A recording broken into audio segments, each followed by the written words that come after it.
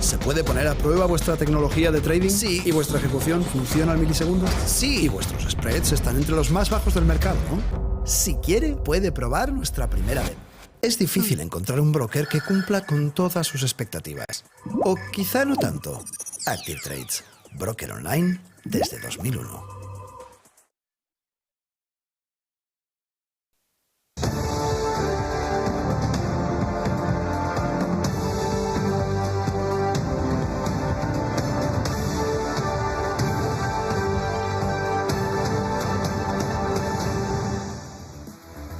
It was a poolside. They were in the same room at the G20 in New Delhi, and Secretary Blinken took the opportunity available to him to make three key points.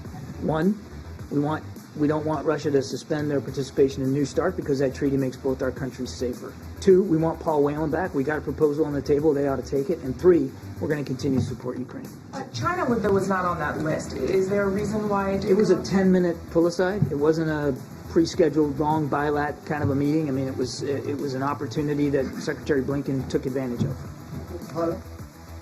8 de la mañana y en esa cumbre del G20 donde Lavrov está a punto de hablar ahora mismo para dar también su charla, su discurso, su visión. Está esperando el G20 también en India, ver cuál es el mensaje de Lavrov. Después de haber escuchado a todo Occidente, lo vamos a intentar ver en los próximos minutos. También encima de la mesa esa reunión que decía John Kirby, entre Blinken y Lavrov por primera vez desde el inicio de la guerra de Ucrania, con un mensaje claro por parte de Estados Unidos. Vuelve sí o sí al tratado del New START, deja de suspender el tratado de New START, que nos estamos jugando demasiado. Fue breve, fugaz, pero le dio tiempo para decirle tres cosas, sobre todo ese movimiento alrededor de esa escalada nuclear que se viene viviendo desde el discurso de Putin con el aniversario prácticamente de la guerra de Ucrania, 3 días antes de ese aniversario de la guerra de Ucrania. En ese mensaje, la salida, la suspensión del tratado de New START en el G20, las pocas palabras que cruzaron Blinken y Lavrov fueron en torno a ese tratado del New START para que volviera a Rusia, para que tuviese suficiente compromiso para estar otra vez en New START, una vez que también se mira que Irán entre dentro de los acuerdos nucleares para intentar evitar la escalada nuclear. 8:02 de la mañana. Enseguida vamos a intentar ver a Lavrov en el G20, a Lavrov en India, con ese discurso que está intentando poner encima de la mesa los planes, la fotografía, el plan de Rusia. Pero la FED, ayer hablaban dos miembros de la Reserva Federal, el mensaje fue claro y contundente. El movimiento de la inflación, la dureza de la inflación, nos va a llevar a subidas de tipos de interés más fuertes de las que estábamos esperando en la última reunión. Es decir, ni pausa ni pivote. El mercado lo que hace es caídas hoy más contenidas, 0,07 la caída del Dow en futuros ahora mismo, 3.981, 3.981 el S&P 500, 0,09 también en negativo, Nasdaq 0,16, ven que están en el entorno de los 4.000 puntos, con lo que la situación ahora mismo también para el mercado americano, para Wall Street, no es de excesiva tensión. VIX 20,40, DAX arriba en futuros 0,39, también Eurostoxx arriba medio punto porcentual, Nikkei ya en futuros en una fotografía en negativo 0,05. Petróleo en negativo en el entorno del 0,3, 84,48, 77,91 y tenemos también el dólar abajo 0,27, 104,71 y abajo en comparación con lo que veía ayer, aunque a estas horas arriba 0,28%, el euro 1,062, ayer estaba en 1,065, 66, intentando mirar qué va a hacer sobre todo la Reserva Federal con el movimiento de subidas. Con los datos o con la fotografía que marcaron los dos miembros de la FED, no parece que esto tenga muy buena pinta en la pausa pivote que estaban esperando los mercados. 5 claves del día a la espera de escuchar a Lavrov en los próximos minutos. Vamos a ver si podemos escucharle enseguida, marcando sobre todo esa reunión de von der Leyen. La próxima semana se espera que sea el viernes la reunión con Biden en la Casa Blanca. Punto fundamental, todo el apoyo a Ucrania. Punto fundamental también, esa Reduction Inflation Act que se va a poner encima de la mesa para intentar ver la manera en la que no se compite, intentando robar empresas de un lado y de otro, intentando tener paz, al menos empresarial, con esa ley de Inflation Act que ha presentado el gobierno norteamericano y que pone los pelos de punta en Europa, sobre todo por cómo se pueden marchar gran cantidad de compañías Ferrovial. Tampoco es tan extraño, mirando al gobierno. Las empresas buscan esto, los gobiernos buscan esto. Ojo con lo que se puede ver. Los intermediarios de Rusia. Ayer empezó el movimiento de intentar ver, después de un informe del Banco Europeo de Desarrollo, de quiénes eran los que estaban apoyando a Rusia a la hora de saltarse las sanciones y a la hora de poner su producto en el mercado y a la hora de recibir el producto que necesitan vía importaciones. Se señaló en ese informe del Banco de Desarrollo Europeo China, Armenia y Turquía, pero poniendo sobre todo un mensaje de alarma a Occidente diciendo, oiga, aquí hay unos países que están haciendo de pantalla, que nos evitan la mirada, pero que sin embargo están colocando ahí una fotografía complicada en cuestión de lo que están intentando saltarse esas sanciones. China ya se conocía, Turquía ya se veía que era el campeón exportador en el conjunto del año, y Armenia, Kazajstán también aparecen en el informe, sobre todo Armenia, dando un movimiento de subida de exportaciones e incluso de importaciones, por la doble vía, dándole la salida a Rusia para que ellas consigan luego colocar en Europa aquellos productos que de manera directa no pueden hacer. No se están saltando las sanciones, porque estos países solo con un poco de mezcla ya pueden, hidrocarburos o producto final, servicios, pueden hacer la entrega a Europa, pero la realidad es que son países pantalla, dice el Banco Europeo por el Desarrollo, sobre cómo Rusia ha mirado y ha dicho, te voy a hacer lo mismo, pero lo vas a pagar mucho más caro. Y de esa manera este informe, que ya es algo oficial europeo, dice que hay unos países pantalla que están consiguiendo colocar en el mercado todo el producto ruso. No sé si podemos escuchar a Lavrov ya, o tenemos la posibilidad de marcharnos a India. Parece que no, enseguida lo vemos. Blinken y Lavrov en ese G20, en esa imagen que hemos visto durante las últimas horas, pidiéndole a Rusia que firme el tratado Nuclear Star, el tratado de New Star, el tratado nuclear, pidiéndole además que Rusia no suspenda, sino que vuelva, porque se está jugando demasiado ahora mismo encima de la mesa. Y Ucrania, que dice en la conferencia de desarme que no acepta la paz a cualquier precio en respuesta a ese informe de China, que es parte de la fotografía que nos está llegando de la guerra de Ucrania en las últimas horas, mirando cómo el plan chino ahora mismo Ucrania no lo aceptaría. Bielorrusia ya dijo ayer que sí lo aceptaría, diciendo que no acepta la paz a cualquier precio. El precio clave es que todas las tropas rusas salgan de todo lo que es territorio ucraniano, dice Ucrania, para así poder volver al estatus anterior a 2014, que sería un poco el tono, la fotografía que estaría marcando en este contexto, en este entorno Ucrania, para poder sentarse a un mínimo de condiciones para la mesa de negociación de paz. Aquí en España seguimos con el caso Ferrovial como tema fundamental, con esa, dice el gobierno, dumping dentro de la Unión Europea, cosa que, para variar, es mentira. Y ayer escuchamos a Sánchez decir esto, que en España hay muchos empresarios comprometidos, pero que no es el señor Rafael del Pino, que le debe haber amargado un par de desayunos. Escuchamos a Sánchez. Juegan un papel muy importante en nuestra sociedad. Creo que los empresarios también tienen una enorme responsabilidad social en la sociedad en la que nacen y desarrollan toda su acción. Y creo que además en España hay ejemplos extraordinariamente positivos de grandes empresarios comprometidos con su país. Desde luego, tras este anuncio, creo que no es el caso del señor del Pino.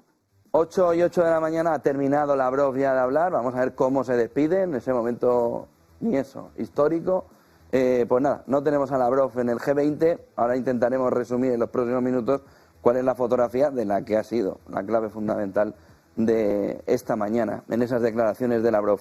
Sobre Sánchez, en España dice hay muchos empresarios comprometidos con su país, no es el caso de Del Pino. Pues bueno, ahora se encarga Sánchez de repartir carnets también a los empresarios sobre si son buenos, malos o medio pensionistas. ¿Os portáis bien, os portáis mal? Vamos a ver esto. Bueno, pues bien, es lo que nos toca, es lo que todavía tenemos. Vamos a ver si podemos ver la fotografía también de cómo se encuentra el mercado a estas horas. Vamos a ver de qué manera se encuentra también el mercado asiático, cómo ha vivido esta noche y cuáles son las claves de la preapertura que vamos a vivir en los próximos minutos, dentro de 50 minutos, con la apertura de la renta variable europea. Marta Vilar, buenos días.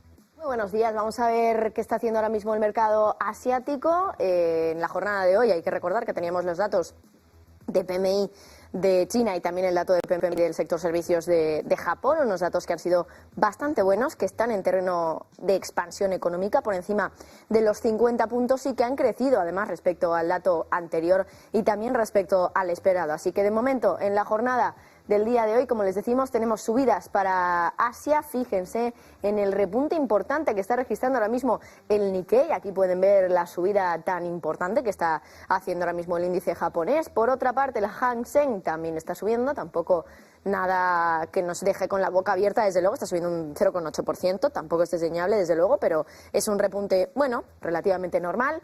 El Hang Seng de tecnología, de nuevo, pues hoy repuntando con mucha fuerza, más de un 2% de subida, y el Kospi, por ejemplo, pues bueno, es verdad que se queda un poquito más en un territorio más, bueno, a lo mejor no tan impresionante, ¿no? Como es lo que estamos viendo hoy en otros índices como pueden ser los que vienen de China. Y hoy también, muy importante, otros datos macroeconómicos que hemos conocido en esta jornada y que, bueno, vamos a repasar porque acaban de salir, entre ellos, por ejemplo, la inflación de Turquía, un dato que, como decimos, acabamos de recibir, dato de inflación del último mes del 55,18%. Hay que recordar que el país viene de un dato de inflación que estaba en el entorno al 80%, superior al 80%, así que mucho ojo con ese dato de inflación que hemos conocido en Turquía, 55,18, se esperaba 55,7, así que finalmente ha sido mejor de lo esperado, y el anterior estaba también pues todavía por encima de ese dato, 57,6%. Así que desde luego que tenemos que tener muy en cuenta que en Turquía está bajando la inflación, igual que en otros países no estamos viendo esa desinflación, como puede ser el caso, por ejemplo, de países como España, de países como Francia. En Europa hemos visto un dato de inflación que ha bajado pero muy poquito, que en términos mensuales está subiendo. Bueno, pues por lo menos aquí en Turquía sí que hemos visto una caída importante de la inflación, de 2 puntos porcentuales, pero claro, estamos hablando también de una inflación que está por encima del 50%. Luego, también en esta jornada acabamos de conocer hace apenas unos minutos datos de exportaciones, importaciones y balanza comercial de Alemania. Ya saben ustedes que Alemania, uno de sus principales socios comerciales es China. Hoy Olaf Scholz, el canciller alemán, viaja a Estados Unidos para reunirse con Biden y hablar, entre otras cosas, de China, de cómo, bueno, tienen que reducir también esa dependencia de China y de cómo incluso podrían poner sanciones al país de Xi Jinping por culpa de, bueno, en el caso de que se cumpla, mandar armas a Rusia. Bueno, pues tenemos esa balanza comercial y en este caso ha sido una balanza comercial que ha sorprendido para bien, ha sido mejor de lo esperado, 16.700 millones de euros de balanza comercial en enero para Alemania. Esto supone, bueno, aumentar también el dato respecto a lo que se esperaba. Se esperaban 11.000 millones, el anterior estaba en los 10.000 millones, así que bueno, ahí pueden ver que es una mejora significativa. ¿De dónde viene? Bueno, pues sobre todo viene de las exportaciones, que han subido un 2,1%, se esperaba que lo hicieran un 1,5% y en el mes anterior habían caído esas exportaciones un 6,3%, pero las importaciones también tienen mucho que aportar a este dato de balanza comercial de 16.700 millones, porque las importaciones además también han caído un 3,4% respecto al 2% que se esperaba que crecieran. Así que bueno, ahí tenemos un poco la fotografía de esta mañana, José, con datos de inflación en Turquía y con datos de balanza comercial en Alemania. Gracias, Marta Vilar. Vamos a ver gráficos del día y tenemos un informe de Morgan Stanley, nada, para el mes de marzo, que está calentito. Acaba de publicar Mike Wilson, enseguida lo vemos también.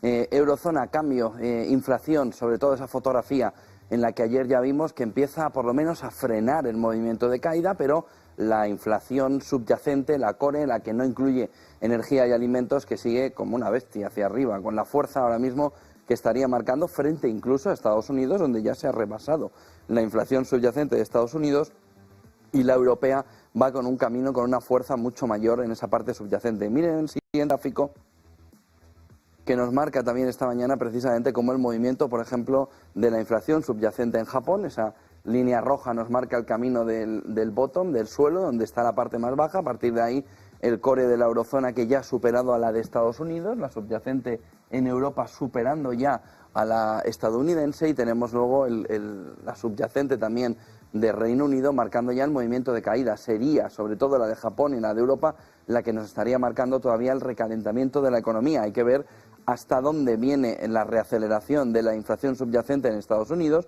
y lo mismo cómo puede impactar también la reaceleración en la inflación en este caso británica. Miren el siguiente gráfico que nos marca también esta mañana el movimiento de cómo las importaciones de gas natural, donde se han ampliado por un lado, han reducido por otro.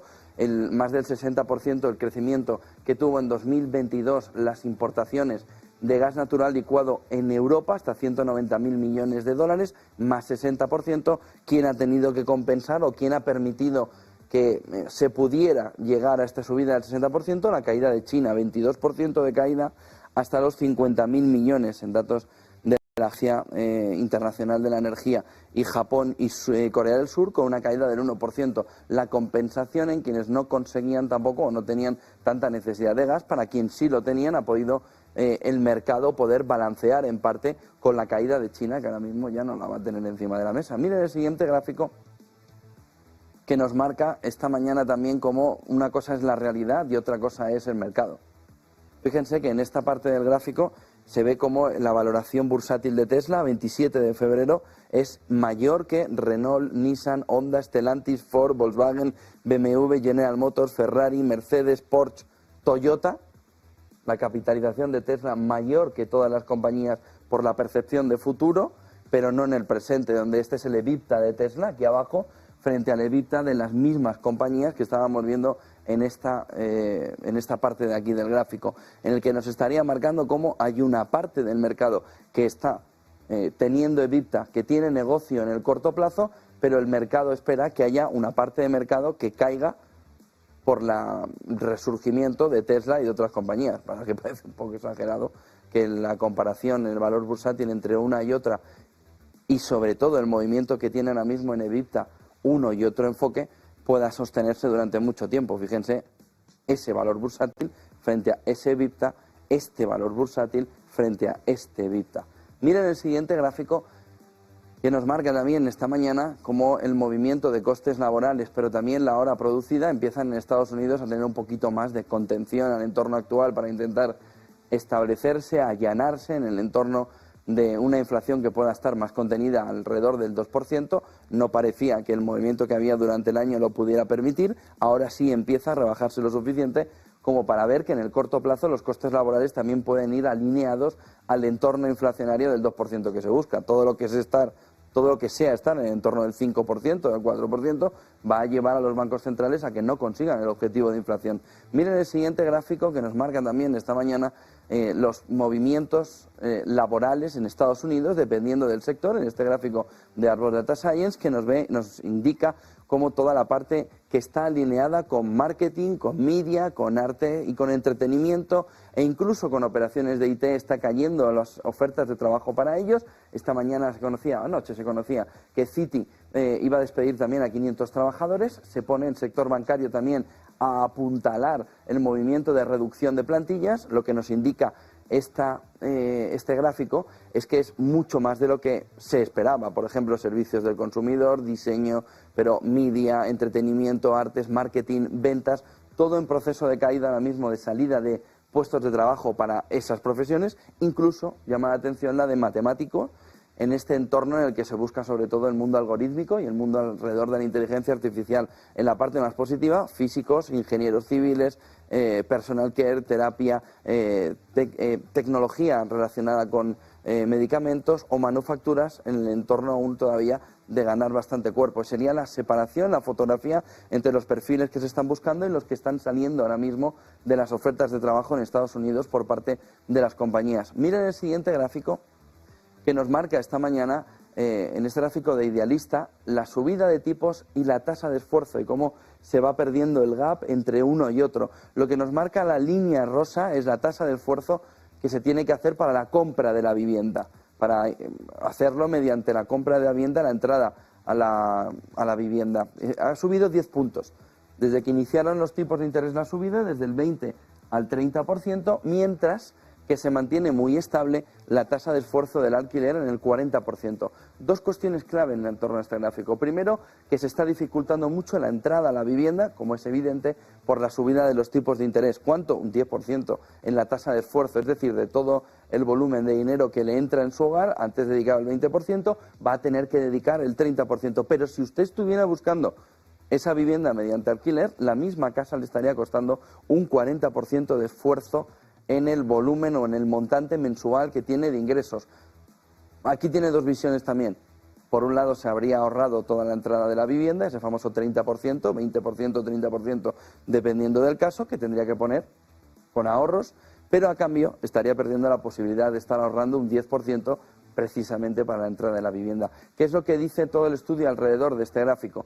Lo que está planteando es cómo en España puede haber un diferencial tan grande cuando deberían estar alineados la tasa de esfuerzo para el alquiler con la tasa de esfuerzo para la compra de la vivienda. De tal manera que este 10% volviera a alimentar la posibilidad de que más ciudadanos entraran a la compra en propiedad, a compra la vivienda en propiedad. Miren el siguiente gráfico que nos marca también esta mañana dos visiones que nos hace Alliance Bernstein hasta ahora sobre cómo el movimiento de las FANG, de esas compañías, Facebook, Apple, Amazon, Meta, Google, etcétera, estarían marcando un movimiento en el último año de reducción frente al total del mercado growth a través del Russell 1000, donde nos estaría indicando que el movimiento de importancia que tenían estas compañías hace apenas un año se ha reducido hasta desde el entorno del 36,1 hasta el entorno del 29%. Es decir,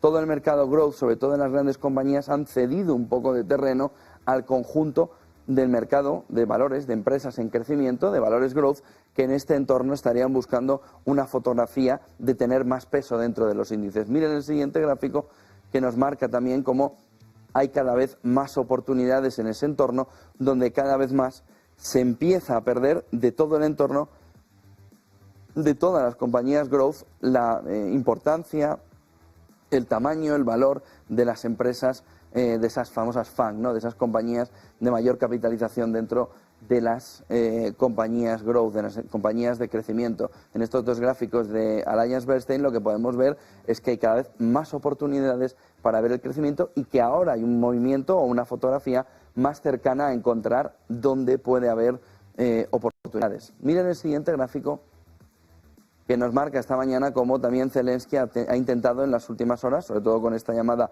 a Lula da Silva, intentar tener una reunión que pudiera acercar el movimiento o que pudiera acercar el movimiento de América Latina a un apoyo todavía mayor en la guerra de Ucrania.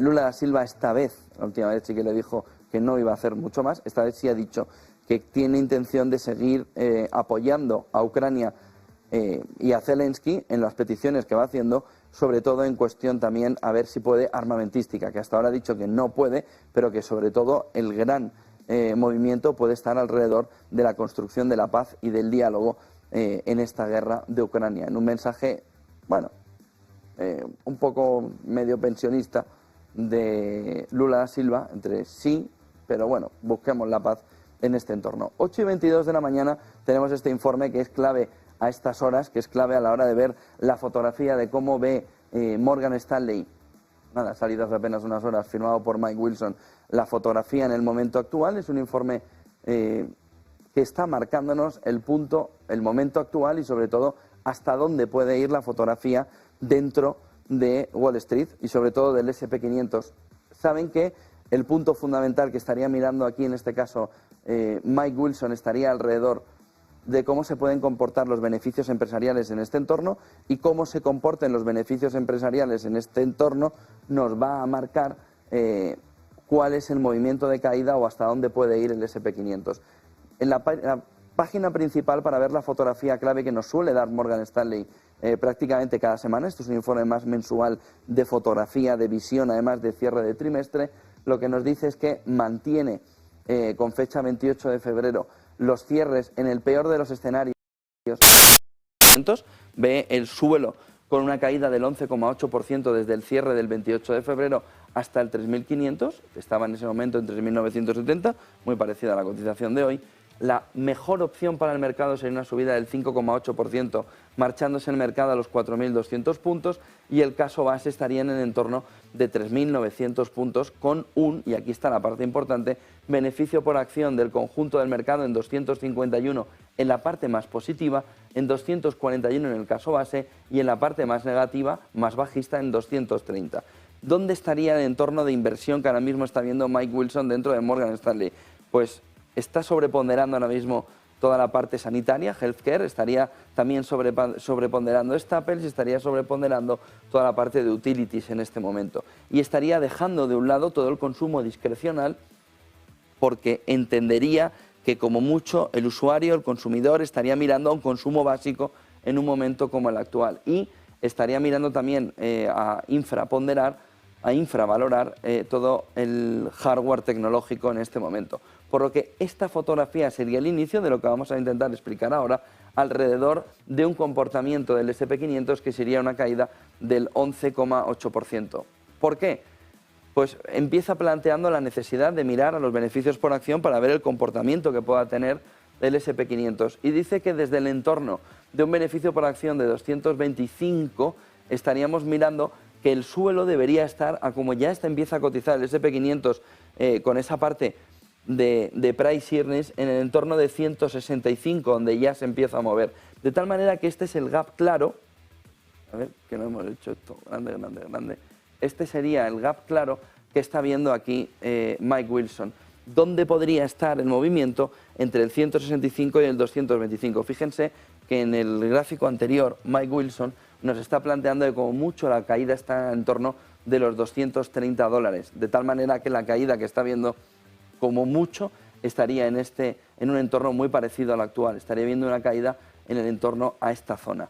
Miren el siguiente gráfico que nos marca por capitalización y sobre todo cómo ha sido el total return en los últimos meses, como energía con una capitalización y con un peso del entorno del 25% ha sido y sigue siendo el gran protagonista en estos momentos, viendo además como uno de los valores o uno de los sectores que está viendo en un peor entorno, que es el consumo discrecional, tiene una capitalización, tiene un valor del entorno del 30% ese total return desde el inicio del año hasta ahora. Sin embargo, nos está diciendo en este entorno que todo el consumo discrecional tendría un comportamiento complicado en este 2023, con lo que habría aprovechado el consumo discrecional en el momento actual, en ese inicio de enero, en ese inicio del 2023, pero ahora empezaría a percibir Mike Wilson, Morgan Stanley, que no es el momento y que es el momento de recuperar beneficios en el entorno del consumo discrecional. A partir de ahí, intenta mirar cuál es el comportamiento, sobre todo,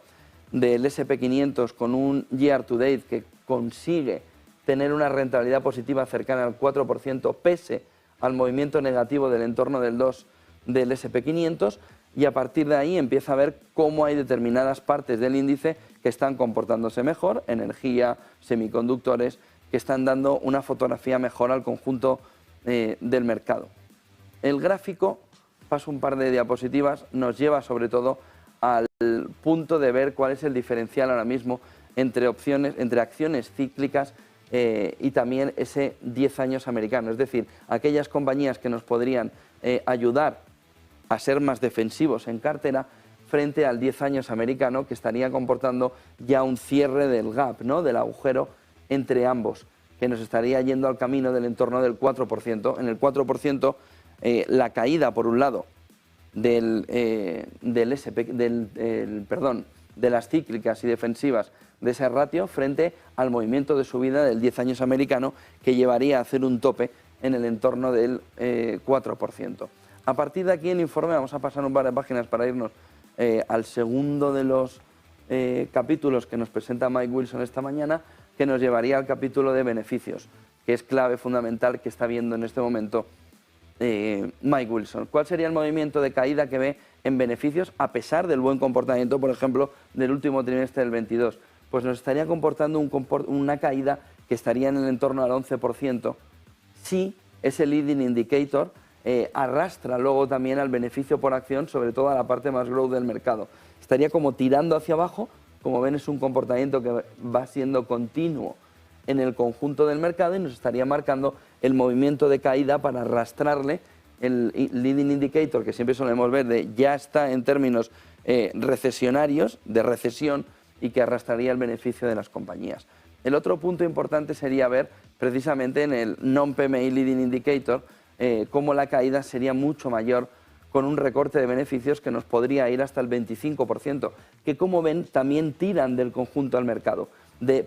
Y esta es la razón principal que dice Morgan Stanley, nos lleva a decir que aunque esto pueda tener dientes de sierra, el comportamiento a medio plazo va a ser de una caída muy pronunciada. El otro de los puntos clave en la mañana que nos señala este informe es el movimiento que están teniendo un poco al unísono tanto pequeñas como grandes como medianas compañías en el entorno del mercado americano de Wall Street, cuando vemos además que las revisiones sobre todo de esos beneficios están entrando en territorio negativo. Otro de los puntos clave que nos está viendo en valoraciones en este informe Mike Wilson esta mañana estaría en el entorno de ver de qué manera vemos una valoración en fundamentales en un entorno actual.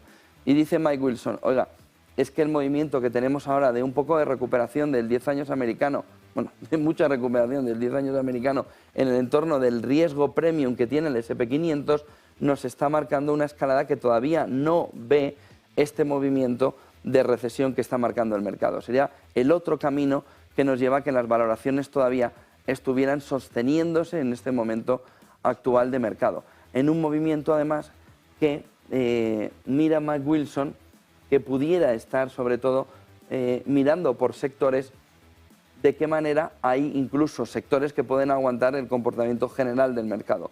Pharma y biotech en este gráfico nos estaría marcando la parte fundamental con toda la parte de food, staples, retail en este momento, con un crecimiento del 2%, haciéndonos ver que gran parte del comportamiento de beneficios por acción que no se ha visto todavía reducir estaría siendo sostenida por una serie de sectores que nos estarían marcando el camino al conjunto del mercado. 8:31 de la mañana, hacemos pequeña pausa y seguimos analizando cómo va esta mañana aquí en Business Connection.